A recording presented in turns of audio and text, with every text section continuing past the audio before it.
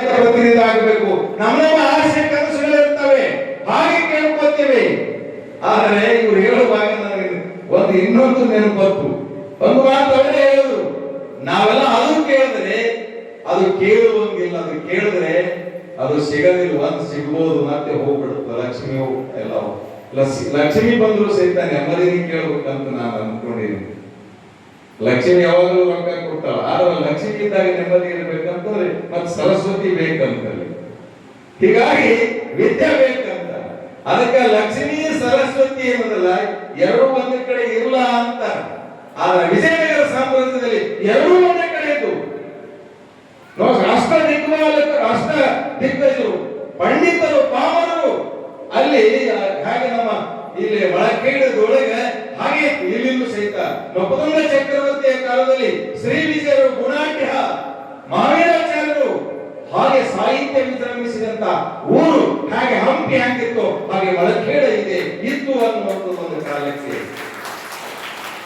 ಇಲ್ಲಿ ಕುಲದೇವತೆಗಳಾಗಿ ನಾಗಾವಿಯ ಎಲ್ಲಮ್ಮ, ರಾಷ್ಟ್ರಕೂಟ, ನಮ್ಮ ಮಳಕೇಡದ ರಾಷ್ಟ್ರಕೂಟರ ಕುಲದೇವತೆ ನಾಗಾವಿಯ ಎಲ್ಲಮ್ಮ. ಯಾರು ದೇವಿಯ ಆರಾಧನೆ ಮಾಡ್ತಾರ ಅಥವಾ ಭಕ್ತಿ ಮಾರ್ಗದಲ್ಲಿ ನಡೀತಾರ, ಆ ರಾಜ್ಯ ಬಹಳ ಉನ್ನತ ಶಿಖರಕ್ಕೆ ಹೋಗ್ತದೆ ಅನ್ನುವುದಕ್ಕೆ ಇದು ಒಂದು. ಇವೆಲ್ಲ ಉದಾಹರಣೆಗಳು ನಮಗೆ. ಕೊಲ್ಲಾಪುರದ ಮಹಾಲಕ್ಷ್ಮಿಗೆ ತನ್ನ ಕಿರುಗಳನ್ನು ಅರ್ಪಿಸಿ ಮಳೆ ಬೆಳೆ ಇಲ್ಲದಂತಹ ಸಂದರ್ಭದಲ್ಲಿ ಮಳೆಯನ್ನು ತರಿಸಿದಂತ ಮಹಾನ್ ಚಕ್ರವರ್ತಿ ನಮ್ಮೂರಿನ ನಪದುಂಗ ಚಕ್ರವರ್ತಿ ಅಂತ ಅಭಿಮಾನದಿಂದ ನಾವು ಹೇಳಬೇಕು. ಯಾಕೆ ದೇವಿಯ ಆರಾಧನೆಯನ್ನು ಮಾಡಿದಂತ ಒಬ್ಬ ನಪದುಂಗ ಚಕ್ರವರ್ತಿ ಮೂಲತಃ ಜೈನ ಅನುಯಾಯಿ, ಆದರೂ ಸಹಿತ ಆ ದೇವಿಯ ಆರಾಧನೆಯನ್ನು ಮಾಡದ ಯಾರಿಗೂ ಪ್ರಜೆಗಳಿಗೋಸ್ಕರವಾಗಿ. ಹಾಗಾಗಿ ಈ ನಾಡಿನಲ್ಲಿ ಸಂಸ್ಕೃತಿ ಸಾಹಿತ್ಯ ವಿಜೃಂಭಿಸಬೇಕು. ಈ ಮಠದಲ್ಲಿ ಹೊಸದಲ್ಲ. ಗಂಗಾಧರಪ್ಪರು 80ನೇ ವಯಸ್ಸು 82ನೇ ವಯಸ್ಸಿಗೆ ಮಾತಾಡಕ್ಕೆ ನನಗೆ ಹಚ್ಚಿದ್ರು. ಅವ್ರ ಬಗ್ಗೆ ಮಾತಾಡಕ್ಕೆ ನನಗೆ ಭಕ್ತರು ಹೇಳಿದ್ರು. ನಾನು ಮಾತಾಡ್ತಿದ್ದೆ, ನೋಡ್ರಿ ಅಪ್ಪವ್ರಿಗೆಲ್ಲ ನೋಡ್ರಿ, ಅವ್ರ ತೇಜಸ್ ನೋಡ್ರಿ, ನಮ್ ತೇಜಸ್ ನೋಡ್ರಿ ಅಂತ ಅವ್ರ ನಗ್ಬಿಟ್ರವಾಗಿ ಮಾತಂದಾಗ ಎಷ್ಟು ಅಭಿಮಾನ ನನ್ನ ಬಗ್ಗೆ ಅವರು ಭಕ್ತರಂದ್ರೆ. ಅಲ್ಲಿ ಎಲ್ಲಿ ಆಂಧ್ರ ಪ್ರದೇಶ ತಂಗಡಪಲ್ಲಿ ಅಲ್ಲಿ ಇಲ್ಲಿ ಇರ್ತಿದ್ರು. ನನ್ನ ಶಾಲಾ ವಾರ್ಷಿಕೋತ್ಸವ ಮಾಡ್ತೀರಪ್ಪ ಬರ್ಬೇಕಂತ ದೂರವಾಣಿ ಮುಖಾಂತರ ನಮ್ಮ ಶಿವಪ್ಪ ತಳಕಿಂದ ಹೇಳಿದಾರ.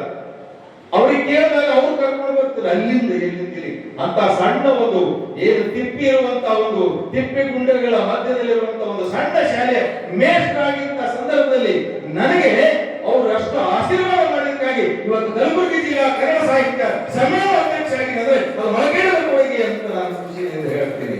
ಯಾಕಂದ್ರೆ ಈ ನೆಲನೇ ಹಾಕಿದೆ, ಮೈ ರೋಮಾಂಚನ ಆಗ್ತದೆ. ಯಾವ ಜನ್ಮದ ಪುಣ್ಯನೋ ಗೊತ್ತಿಲ್ಲ. ನಾನು ಹುಟ್ಟಿದ್ದು ಕಮಲಾಪುರ ತಾಲೂಕ, ಮೊದಲ ಆಳಂದಿತ್ತು. ಅಲ್ಲಿ ಹುಟ್ಟಿದ 40 ವರ್ಷಗಳ ಕಾಲ, ನಿಮ್ಮೂರಿನಲ್ಲಿ 14 ವರ್ಷ, ಈ ತಾಲೂಕಿನಲ್ಲಿ 40 ವರ್ಷಗಳ ಕಾಲ ಸುದೀರ್ಘ ಸೇವೆ. ಯಾರು ರಾತ್ರಿ 12 ಗಂಟೆ ಆದರೂ ಸಹಿತ ಒಂದು ಮಠದೊಳಗೆ ಇರ್ತೀನಿ ನಾನು. ಅಪ್ಪರು ಫೋನ್ ಮಾಡ್ತಾರ, ಎಲ್ಲ ಪೂಜ್ಯರು ಫೋನ್ ಮಾಡ್ತಾರ, ಅಪ್ಪ ನೀವು ಮುಡುಬಿ ಸರ್ ನೀವು ನಮ್ಮ ಮಠಕ್ಕೆ ಬರ್ರಿ, ನಿಮ್ಮ ಸೇವೆ ಇರಲಿ. ನಾವು ಒಂದು ಪೈಸೆ ತೆಗೆದುಕೊಳ್ಳುವುದಿಲ್ಲ. ಕೊಟ್ಟಂತ ದಕ್ಷಿಣ ನನಗೆ ಕೊಟ್ಟಂತದ್ದನ್ನು ಅವರಿಗೆ ಕೊಟ್ಟು ನಮಸ್ಕಾರ ಬರುವಂತ ಒಂದು ಸುದೀರ್ಘವಾದಂತ ಒಂದು ನನ್ನ ಸೇವೆ.